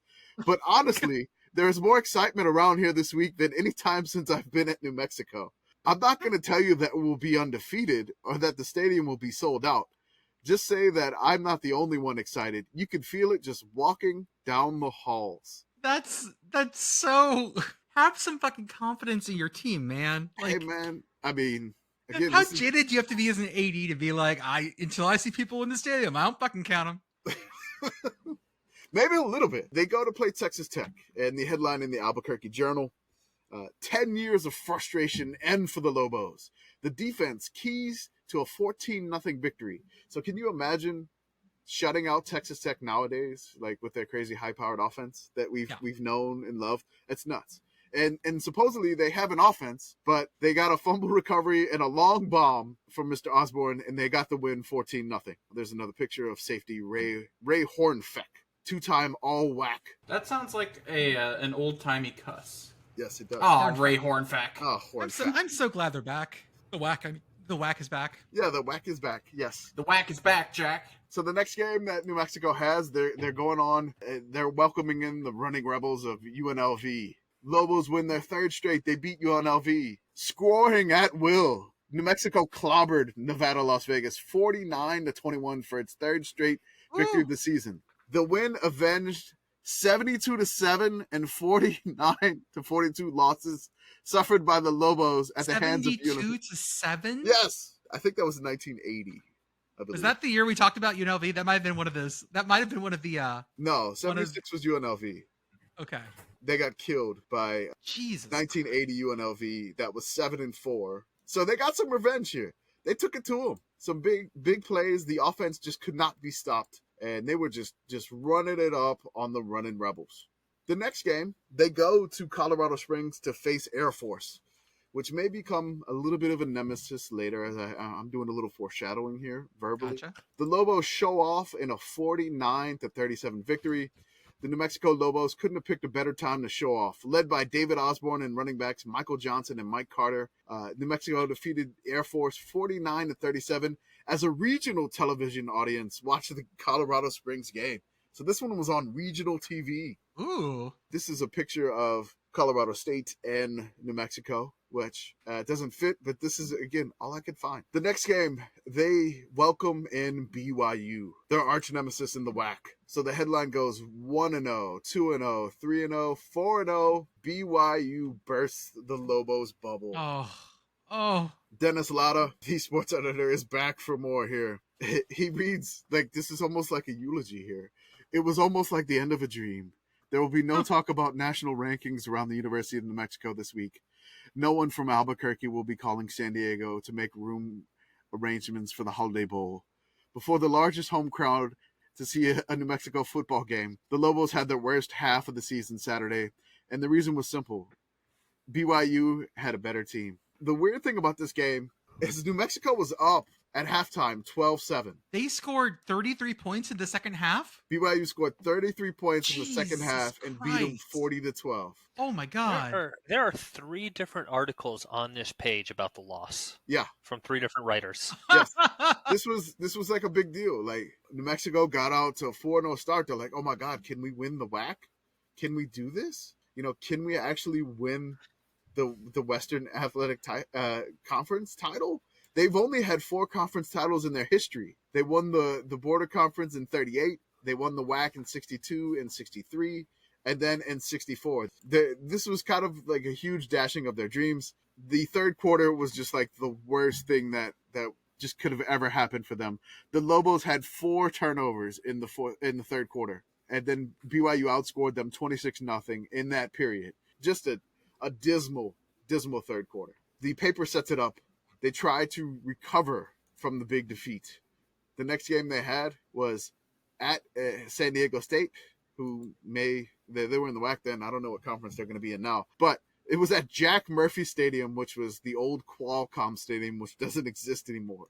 So this is where they played San Diego State, and they barely survived this one. They won this game 22-17. The sports writer says, it wasn't pretty, but it was a victory nevertheless. Hey, win's a win. Still counts. New Mexico Lobos captured their 5th victory of the season Saturday night, defeating San Diego State in a thrilling Western Athletic Conference game which went down to the wire.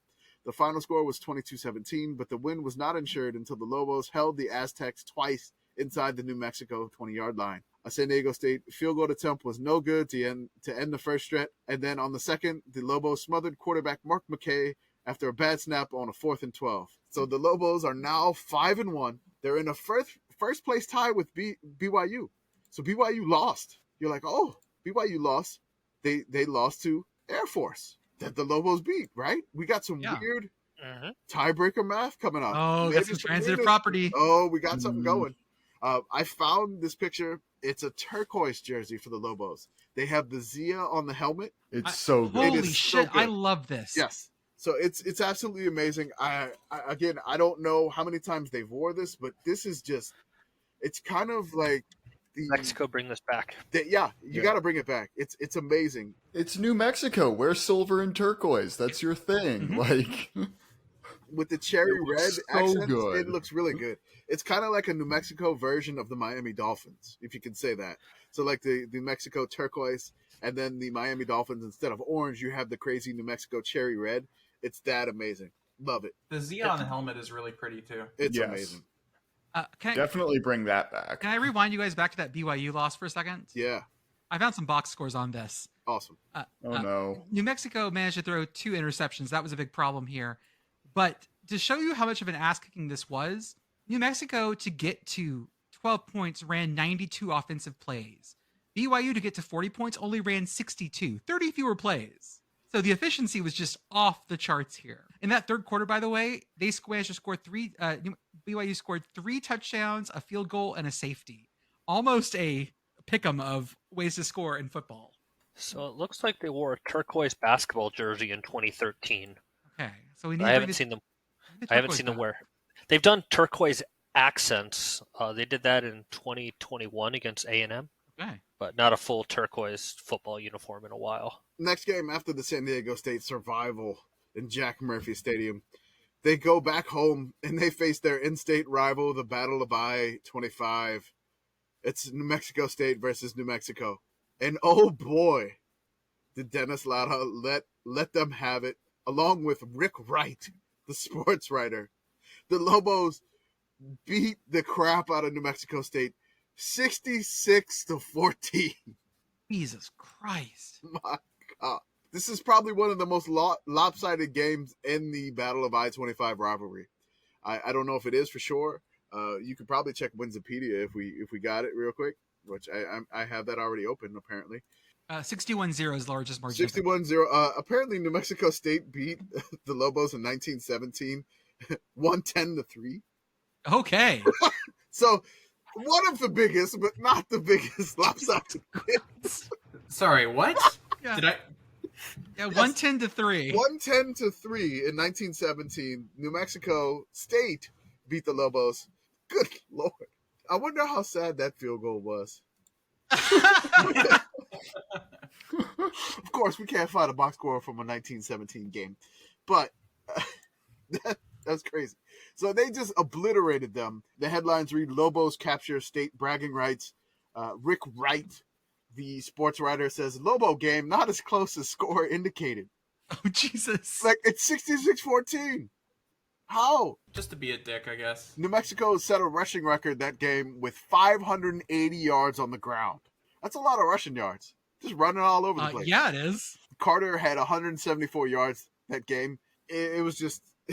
like, the best part about that, I don't know if my brain blanked out and you mentioned it, but the Lobos scored twice in the first 38 seconds? Yes. I didn't say it, but go right ahead. Yeah, sorry. So the Lobos scored twice in the first 38 seconds that they had the ball and went on to a smashing 66-14 victory. Jesus Christ. Blink and the game is out of hand. The next game, they go to North Texas, Fouts Field, against the Mean Green.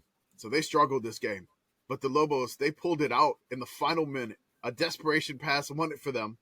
Just amazing. Quarterback David Osborne threw a 47-yard touchdown pass to wide receiver Darwin Williams with 28 seconds remaining in the game to give New Mexico the win 20-17 over North Texas State.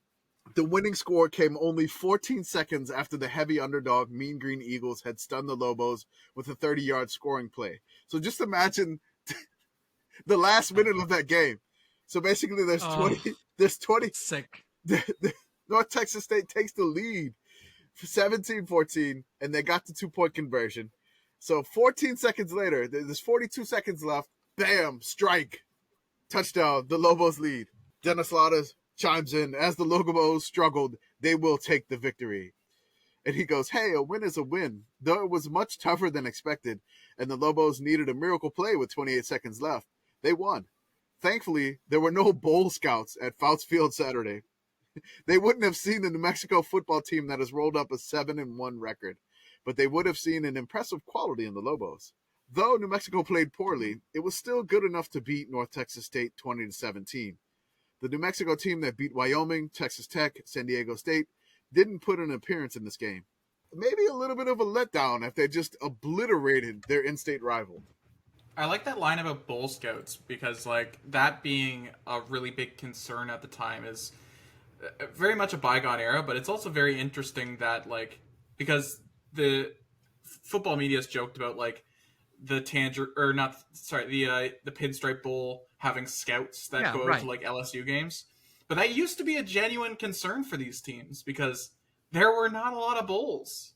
No, not many bowls this season at all. We'll doing some nice foreshadowing, Joey. Love it.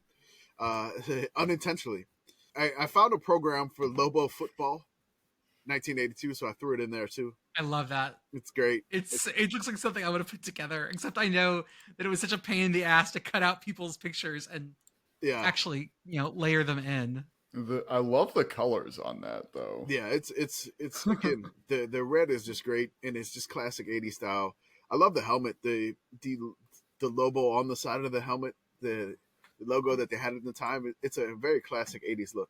Yeah, it is. It is a very like rough and ready looking Lobo. Definitely. So their next game is at UTEP. So basically another one in what I like to call their triangle of hate. They got UTEP, they have New Mexico State, and they're all in this weird New Mexico, West Texas corner triangle of hate. Even though the triangle is very short because UTEP and maybe is it isosceles if it's just even on 25? I have no idea. But the Pythagorean theorem of hate. That's right. A squared plus B squared equals New Mexico State squared. I don't know. It doesn't make sense. So the next game, again, they're going to El Paso to the Sun Bowl to face UTEP. The New Mexico, they ramble to another win. They lead the Lobos past against an in-conference foe in UTEP. The Lobos regained form in the second half. Dennis Latta chimed in. It happened in the locker room at halftime. Maybe it was something the coaches said. Maybe the change the coaches made. For 6 tough quarters of football, the New Mexico Lobos weren't playing well, especially on Lobros. offense. Hold up, time out. Low The bros. Lobros are now my favorite way to call them. The Lobros. That's their frat boys. The Lobros. So if you're in the fraternity in New Mexico, you're now a Lobro. That'd be a really good beer name, a Lowbro. A lowbrow, yes. Give me a Lowenbrow. That was real. They broke that streak in the second half here Saturday night, 31-18 over UTEP. Through the first half, the Lobos struggled against the team that is last in the WAC in every defensive category.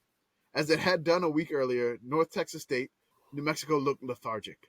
People might say the Miners were playing tough defense as they were, but UTEP's best defense shouldn't have been able to stop the Lobos. The Lobos were 10th in the nation on offense, scoring an average of 34.1 a game and rushing for 283 yards a game. Yet the Lobos just had a 7-3 lead at halftime.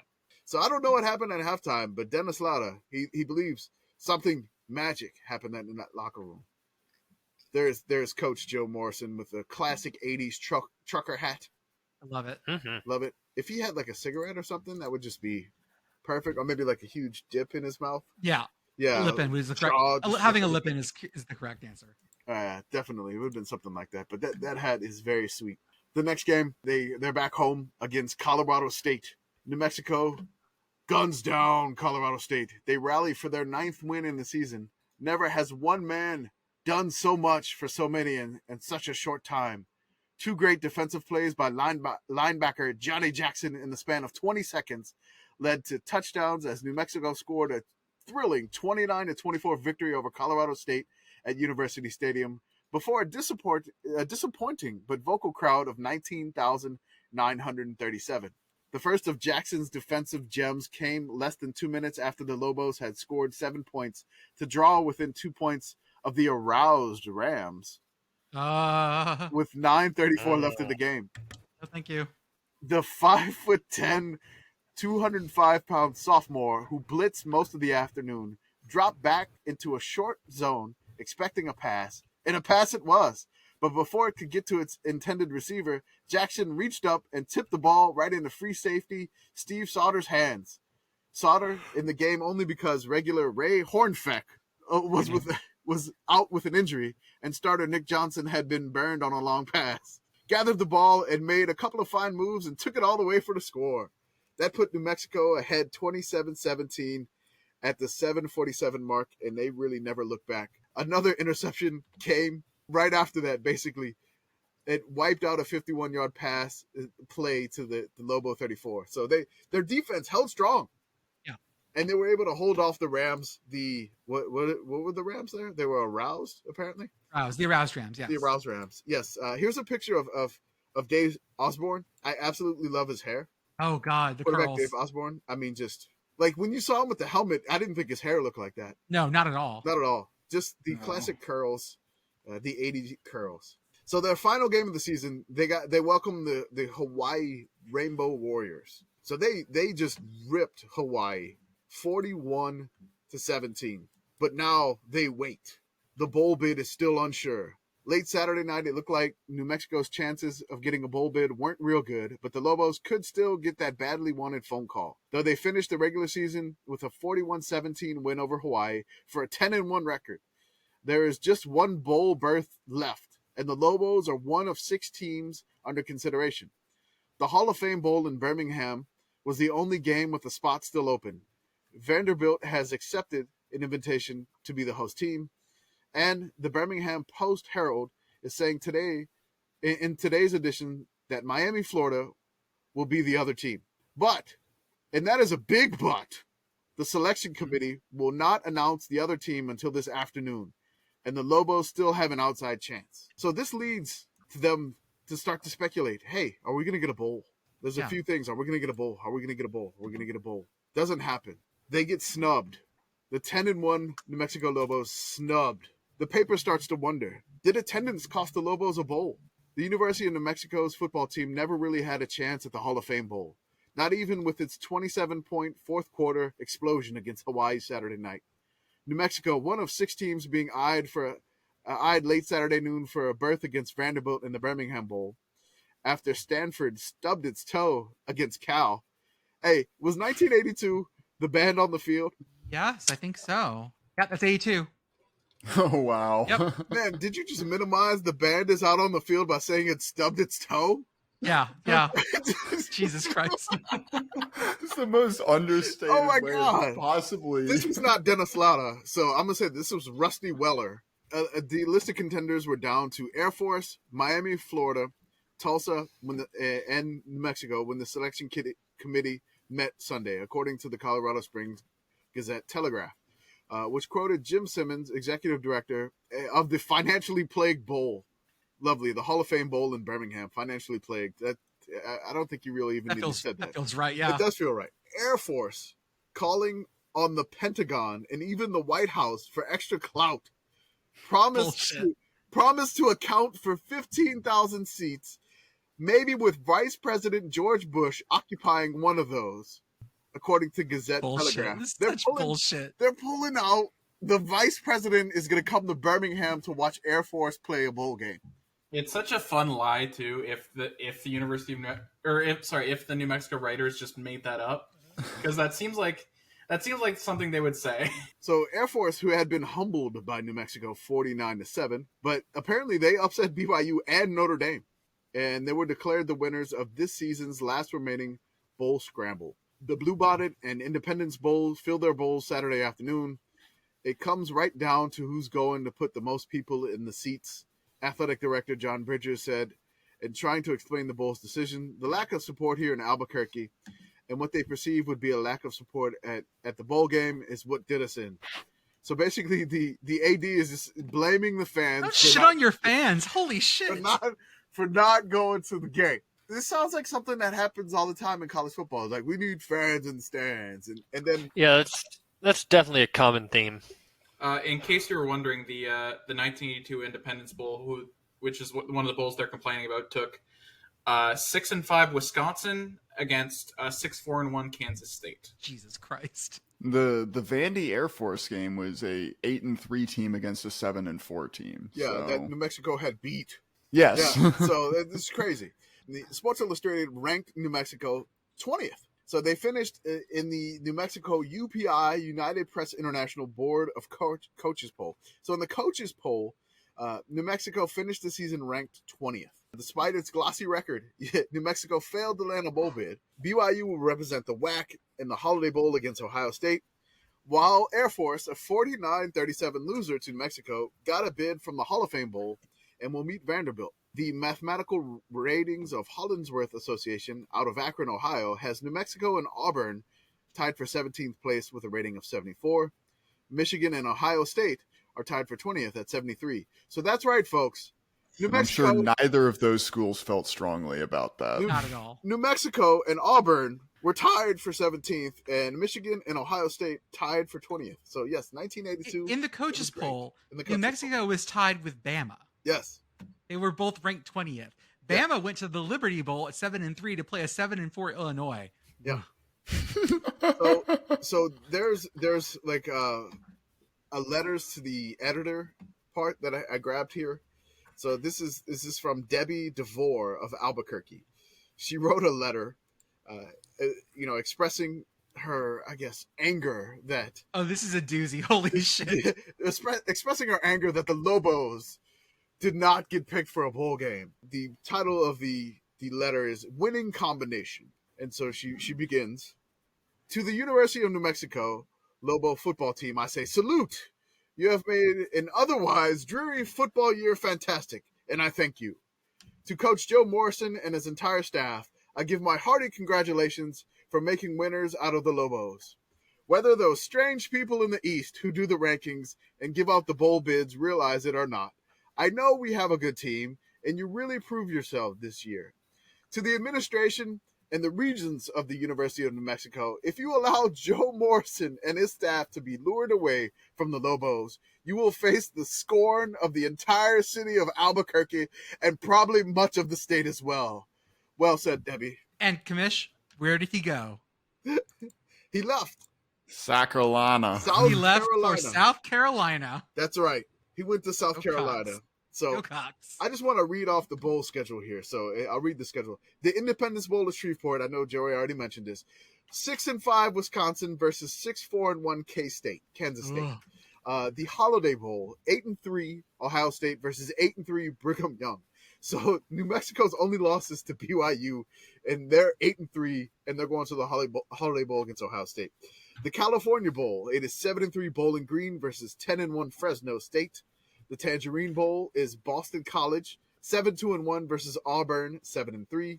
The Sun Bowl in El Paso, 6-4-1 North Carolina versus 7-2 Texas. The Aloha Bowl, it is Maryland versus Washington. I don't know why. It must have been after a deadline. It says UCLA or Washington, but it was Washington. The Liberty Bowl was 7-3 Bama versus 7-4 Illinois.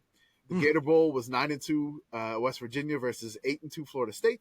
The Hall of Fame Bowl, Vandy 7-3, Air Force 7-4, who New Mexico beat. But I mean, Air Force is saying that George Herbert Walker Bush is gonna attend the game. What kind of, is there any other school that can pull this besides like Army, Navy, and Air Force? Like, hey, the vice president's coming. Like Delaware back in the Obama administration. Yeah. So I mean, Delaware could be like, but I mean, Delaware's in the FCS playoff. So I mean, Where did Kamala go? Howard. oh well, There you go. maybe FCS playoffs if they do that. The Peach Bowl in Atlanta was 6-3-1 Tennessee versus 7-4 Iowa. God, we just used to let these things happen. Yes, Fuck. the Bluebonnet Bowl in Houston. Wait, was 7-4 Iowa their record or the score of a game? The Bluebonnet Bowl in Houston, which was 8-1-1 Arkansas versus 7-3 Florida. The Fiesta Bowl was the Oklahoma-Nebraska loser versus Arizona State or Washington, which is strange. Then it's Southern Miss was the Cotton Bowl versus Pitt. Yeah, hell yeah, it was the Cotton Bowl. That's This is right. the fun Southern one. Miss was 10-1 and Pitt was 9-1. The Rose Bowl, Southern Methodist. Southern That's Methodist. SMU. That's SMU. Same thing. yeah. The Mustangs, I apologize. We went over the 1982 team there. Michigan was 8-3, and then they were playing against Arizona State or UCLA. I didn't look that up. And then it was LSU versus Nebraska in the Orange Bowl. I remember that. And then the Sugar Bowl was 9-1 Penn State versus 10-0 Georgia. So BYU was 7-1 in the WAC. They finished 8-4 overall. New Mexico was 6-1 in the WAC. They finished 10-1 overall, right? Air Force 4-3 in the WAC. They finished, What? yes. Fucking hell. San Diego State 4-3 in the WAC. Hawaii 4-4. Colorado State 3-5. Utah 2-4. Wyoming 2-6, and UTEP 1-6. I mean, this is kind of like really like the second place team in your conference doesn't get a bowl game. Air Force gets it over them. So 3 schools played 8 conference games. Yeah. Utah played 6 conference games. Mm-hmm. Yeah, that was. And then all the others played 7. Yeah, that kind of shit happened all the time back then. Yeah, there wasn't a regimented schedule like the SEC was like, you get 8 now, and everybody complained about it. So Wisconsin, went to the Independence Bowl. That was they got their first bowl win in program history. That was K-State's first ever bowl appearance as well. Yes. So that was kind of like a big deal. Like Wisconsin had never won a bowl game, and they were 6-5. K-State never been to a bowl game. 6-4-1. Yeah, that's pre-Bill Snyder K-State. Yeah, this was bad. This is bad K-State. There was another team out there in Oklahoma that was 10-1, and they got bowl snubbed also.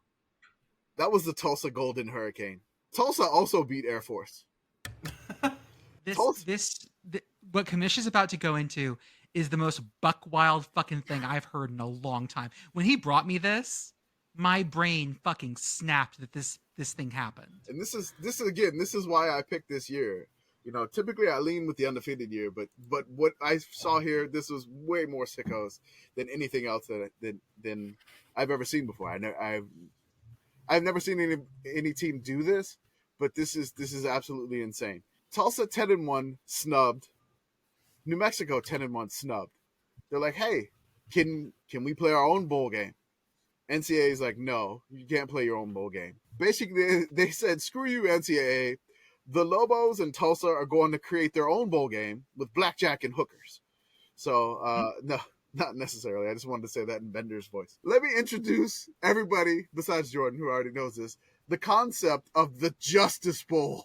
Yes, the fucking Justice Bowl. This is the only 10-win squad in New Mexico history. These Lobos are known as the Justice Bowl champions. After finishing the season 10-1, New Mexico did not receive a bowl game invite, as there were fewer than 20 bowl games at the time. Instead, New Mexico and Tulsa, again, also 10-1, recorded a mock bowl with radio announcers delivering the play-by-play. Tulsa's account included Mike Roberts on the sideline as the sideline reporter for the Lobos, and ended the game with a Golden Hurricane victory of 27-24.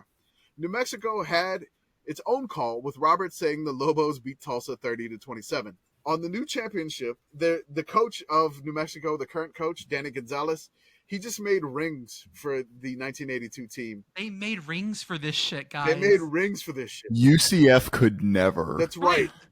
They made championship rings, and he handed them out to the 1982 team in attendance. This happened, I believe, in 2019 when he did this. By the way, BYU got their ass kicked, 47-17 by Ohio State. In the Oh, yeah. Yes. Destroyed. That got killed. I want to read an article about this Justice Bowl. The headline, it's from Richard Stevens, which, again, classic 80s look haircut here. The headline reads, "It's unreal, but should be fun. It's billed as the game that should have happened, but never did.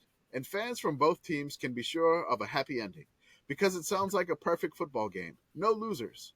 KOB radio sportscaster Mike Roberts says the Justice Bowl, a fantasy football game between the University of New Mexico Lobos and the University of Tulsa Golden Hurricanes, has two endings. One to be played on Saturday, December 18th in Albuquerque, and the other to be played in the next day in Tulsa. So it's easy to figure what is in the making. Tulsa will beat New Mexico and Oklahoma over the radio airwaves and fall to the Lobos over the KOB radio in Albuquerque. It already sounds like a great game. Roberts promises perfect weather, no wind at kickoff, no injuries, and lots of great offensive and defensive plays. He promises a dramatic finish. He promises a short halftime show. He promises a sellout. He promises to give the Independence Bowl and the Hall of Fame Bowl more of their share of misery for overlooking the 10-1 Lobos and the 10-1 Golden Hurricanes. I'm loving this. This is amazing. I'm gonna keep going. This is like, I can't believe God. I didn't know about this before this. So this is just fantastic.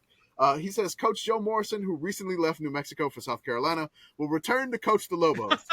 He says 10,000 tickets allotted to New Mexico were sold in 2 hours. And he says more than a few people think the fantasy game is a real game. We already had one guy call the station all worried because the Lobos would have to play the game without most of their coaches, Robert said. I had a little fun with him before I told him it wasn't a real game. Crazy. I remember listening, I think it was a Radio Lab podcast. They were talking about this guy in Brazil that would just do play-by-play for soccer games Yes. he's making up in his head. I remember this, yes. Did I not include the YouTube links to the actual audio broadcasts in here? I found it while you were talking. Okay, I'll post good. it in I just the wanted Discord. to make sure that. This is the Tulsa version, from what I can tell. Yeah, it's. You know, we're gonna have to do this for the teams that never played each other but should. This whole thing is so like bonkers. Like you'd never do this nowadays. I mean, you could. It would just be an NCAA 14. This is some War of the Worlds shit. That's crazy. So the Justice Bowl is a mythical game conceived and produced by Tulsa radio station KRV-KGTO. The game is to be played at Texas Christian University Stadium and will be aired December 18th at 5 p.m. via KOB radio. In reality, the matchup is one that should have happened, but didn't, says the Justice Bowl Committee Chairman John Hunt. We felt the people of New Mexico and Oklahoma and the rest of the nation deserved to witness the best college football teams in the nation. On paper, the game looks like a dandy. Tulsa only lost to Bluebonnet Bowl-bound Arkansas, while New Mexico only lost to Holiday Bowl-bound BYU. And the two had three common opponents they beat: Air Force, New Mexico State, and North Texas State. The game will be played using computer analysis. So I guarantee you, this is like how people say shit is AI nowadays. Yes. And computer analysis just meant some program in BASIC. However, the two endings indicate a little home cooking is in the making. But since both areas will benefit equally, don't expect too much post-game complaining. This is a quote from the committee chairman, Mike Roberts. So this is a quote here. Now, this is not us saying this, but we may have to fight this person after this. New Mexico will probably get more publicity out of this bowl than if they had gone to the Independence Bowl in Shreveport, because nobody knows where Shreveport is. Whoa, hey. That is What the Shreveport fuck is slander. this? It's Shreveport, first of all. Shreveport. What the fuck is this? When they were talking about the bowl game, KOB DJ Paul Douglas walked in thinking this bowl talk was for real. When Douglas found out it was just a fantasy battle, he quickly pivoted and walked out. He did Paul the Grandpa Douglas was Simpson. not a sicko. He was not a sick. He was not he's like, this is a real bowl game? No, okay, I'm out of here. He did the Abe Simpson. Just in and out. The media gathered for the announcement and got a few chuckles at Douglas's expense, and then went to work with one-liners. I guess they'll let the computer chips fall where they may. And then somebody goes, that's better than cow chips.